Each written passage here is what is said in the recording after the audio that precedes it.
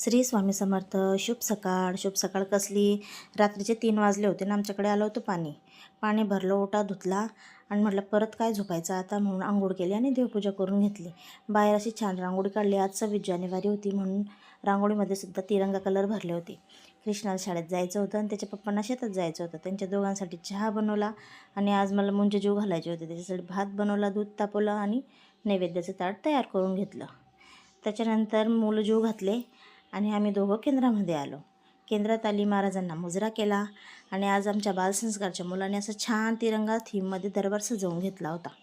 त्याच्यानंतर केंद्रातल्या सगळ्या महिलांनी भारतमातेच्या प्रतिमेचं असं छान पंचोपचार पूजा केली आणि आज आमच्या इथे बालसंस्कारचा वर्ग भरला होता आणि त्यांनी सगळ्यांनी चित्रकला स्पर्धेमध्ये भाग घेतला होता. असं छान अशा चिमुकल्यांनी छान मस्त रंग भरून चित्र तयार केले होते.